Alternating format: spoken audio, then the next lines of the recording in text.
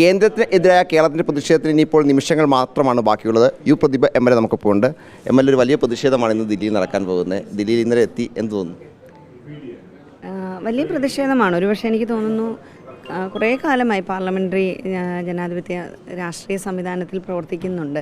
പക്ഷേ ഒരുപാട് സമരങ്ങളിൽ പങ്കെടുത്തിട്ടുണ്ട്. എന്നാൽ മുഖ്യമന്ത്രിയും മന്ത്രിമാരും മൊത്തം ജനപ്രതിനിധികളും അടങ്ങുന്നൊരു വലിയ സംവിധാനം ഒരു സമരത്തിന് വരുന്നു എന്നുള്ളത്. ഇതിനു മുമ്പ് ഇതുപോലൊരു സമരം റിസർവ് ബാങ്ക് ഓഫ് ഇന്ത്യയുടെ മുന്നിൽ, RBIയുടെ മുന്നിൽ കേരളത്തിൽ നടന്ന് നിങ്ങൾ ഓർക്കുന്നുണ്ടെന്ന് ഞാൻ കരുതുന്നു. മുഖ്യമന്ത്രിയും മുഴുവൻ മന്ത്രിമാരും 10 മണി മുതൽ വൈകുന്നേരം 5 മണി നോട്ട് നിരോധനത്തിൻ്റെ സമയത്ത് അത് നല്ല ശ്രദ്ധേയമായ സമരമായിരുന്നു. എന്നാൽ അതിനേക്കാൾ ശ്രദ്ധിക്കപ്പെടുന്ന തരത്തിലേക്ക് വലിയ ആവേശത്തോടു കൂടി തന്നെയാണ്. കാരണം ഒരു കാര്യം നേടിയെടുക്കുക എന്നുള്ളത്, അതിനേക്കാൾ ഉപരിയായിട്ട് അത് ജനങ്ങളെ ബോധ്യപ്പെടുത്തുക. കാരണം ജനങ്ങൾ പലപ്പോഴും ചോദിക്കാറുണ്ട്, ഇതെന്താ ഇല്ല എന്ന് പറയുന്നത് എന്ന് ചോദിക്കാറുണ്ട്. അപ്പോൾ ഞങ്ങളോടൊക്കെ പറയുന്നത് എന്ത് ചോദിച്ചാലില്ല, ഒരു കാര്യവും കേരളത്തിൽ മുടക്കിയിട്ടുമില്ല, എല്ലാം കൃത്യമായിട്ട് കൊടുക്കുന്നുമുണ്ട്. പക്ഷേ നമുക്ക് അങ്ങനെ മുന്നോട്ട് പോകുമ്പോൾ ഭാരിച്ച സാമ്പത്തികമായിട്ടുള്ളൊരു പ്രതിസന്ധി തീർച്ചയായിട്ടും ഉണ്ടാവും.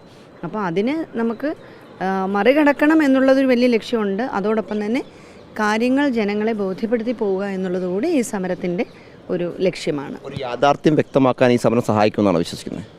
ഉറപ്പായിട്ടും. കാരണം ഇപ്പം തന്നെ നിങ്ങൾക്കൊക്കെ തന്നെ അറിയാം, ഈ സമരം വലിയ രൂപത്തിൽ തന്നെ ശ്രദ്ധിക്കപ്പെട്ട് കഴിഞ്ഞു. പലപ്പോഴും ഇടതുപക്ഷത്തെ സംബന്ധിച്ച് പറയും, നിങ്ങൾ കേരളത്തിലല്ലേ എന്ന്. പക്ഷേ കേരളത്തിലെ ഇടതുപക്ഷം ഇന്ന് രാജ്യത്താകെ ഒരുപാട് പേരുടെ പ്രതീക്ഷയാണ്. കാരണം ഒരു സ്റ്റേറ്റ് എങ്ങനെയാണ് വേറിട്ടൊരു മാതൃക രാജ്യത്ത് കാണിച്ചു കൊടുക്കുന്നതെന്ന് കേരളത്തിൽ വന്നാൽ എല്ലാവർക്കും മനസ്സിലാകും.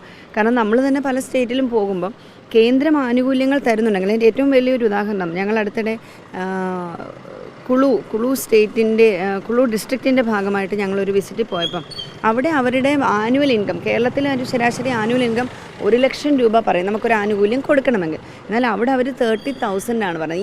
ഈ 30,000 ഒരു വർഷം ശരിക്കും കൂലിപ്പണിയെടുത്ത് ജീവിക്കുന്ന ഒരു മനുഷ്യൻ്റെ പോലും ഇൻകം നമുക്ക് അങ്ങനെ കൂലിപ്പണിയെടുത്ത് ജീവിക്കുന്ന വെച്ചാൽ അത്രയും പ്രയാസമുണ്ടായിട്ടാണല്ലോ, അല്ലെങ്കിൽ ഏതെങ്കിലും വളരെ പ്രയാസകരമായ ജോലി ചെയ്ത് അന്നന്ന് ജീവിക്കുന്ന മനുഷ്യന് പോലും ഒരു വർഷം 30,000 അല്ല. അതൊക്കെയാണ് പലപ്പോഴും പുറത്തേക്ക് വരാതെ പോകുന്നത്. അപ്പോൾ ആ 30,000 മാർജിൻ വെച്ചുകൊണ്ട് അവർ പറയും ഞങ്ങൾ വിധവകളെ സഹായിക്കുന്നു, ഞങ്ങൾ കുഞ്ഞുങ്ങൾക്ക്. ആരത് വാങ്ങാൻ വരുന്നു? കേരളത്തിൽ അങ്ങനെയല്ല. ലക്ഷക്കണക്ക് മനുഷ്യരെയാണ് സഹായിക്കുന്നത്. അപ്പോൾ ചോദിക്കും എന്തിനാ പെൻഷൻ കൊടുക്കുന്നത്? ഈ അച്ഛനമ്മമാർക്ക് ആകെ ജീവിതത്തിലുള്ളൊരു പ്രതീക്ഷയാണ്. എല്ലാവരും ഈ ജനാധിപത്യത്തിൻ്റെ ഒരു മീനിങ് എന്താ? എല്ലാവരും തുല്യരായി സന്തോഷമായി ജീവിക്കാന്നുള്ളത്. അപ്പം ഈ പ്രായമുള്ളവർക്ക് കൊടുക്കുന്ന തുക ചിലപ്പം 1600 രൂപയായിരിക്കും ഒരു മാസം.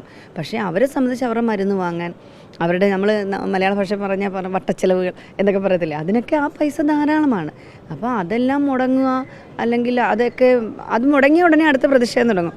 അതുകൊണ്ട് തന്നെയാണ് കോൺഗ്രസ് ഇതിൽ നിന്ന് വിട്ടു നിൽക്കുന്നത്. കാരണം വെച്ചാൽ നിങ്ങൾ അതിലേക്ക് വരുന്നതിന് മുമ്പ് തന്നെ അറിയാം, അത്തരം സത്യങ്ങൾ പുറത്തു വന്നു കഴിഞ്ഞാൽ അത് കോൺഗ്രസിൻ്റെ കള്ളപ്രചരണത്തിന് ക്ഷീണമാകും എന്നുള്ളതുകൊണ്ടാണ് കോൺഗ്രസ് വിട്ടു നിൽക്കുന്നത്.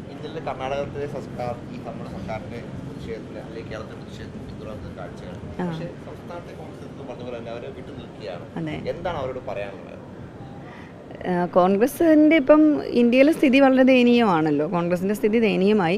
കോൺഗ്രസിൻ്റെ സ്ഥിതി ദയനീയമാകുമ്പോഴും അവർ കേരളത്തിലെ ഇടതു പാർട്ടികളെ വിമർശിക്കാനായിട്ടാണ് അവർ നിൽക്കുന്നത്. കാരണം ഇന്നും ഇടതുപക്ഷം കേരളത്തിലുള്ളത് കൊണ്ടാണ് കേരളത്തിലേക്ക് മറ്റ് ഈ പറഞ്ഞ രാജ്യത്താകമാനം പടർന്ന് പന്തലിച്ച ഒരു രാഷ്ട്രീയ പ്രസ്ഥാനം വരാത്തത്. അപ്പോൾ അവർ പറയുന്നത് എന്താ, കേരളത്തെ അവരുടെ ലിസ്റ്റിലില്ലെന്നാ. കേരളത്തിൽ ലിസ്റ്റിലുള്ളത് കൊണ്ട് തന്നെയാണല്ലോ ഉപരോധം തീർക്കുന്നത്. കേരളത്തെ ശ്വാസം മുട്ടിക്കുന്ന ഈ നയങ്ങൾ കൊണ്ടുവരുന്നത് ഡെഫിനറ്റ്ലി കേരളവും ഈ പടർന്ന് പന്തലിക്കുന്നു എന്ന് പറയുന്നവരുടെ ലിസ്റ്റിലുള്ളത് കൊണ്ടാണ്. പക്ഷെ അത് കോൺഗ്രസ് തിരിച്ചറിയുന്നില്ല. കോൺഗ്രസ് വിചാരിക്കുന്നത് കോൺഗ്രസിൻ്റെ എന്തോ ഒരു ഇത്തരത്തിൽ മാറി നിൽക്കൽ, പക്ഷേ അവർക്ക് തന്നെയാണ് ക്ഷീണം. രാജ്യത്താകമാനമുള്ള കോൺഗ്രസിൻ്റെ തകർച്ചയിൽ സന്തോഷിക്കുന്നവരൊന്നുമല്ല നമ്മളെങ്കിലും കോൺഗ്രസിനെ നന്നാക്കാൻ ഈ വലിയ പ്രയാസം തന്നെയാണ്.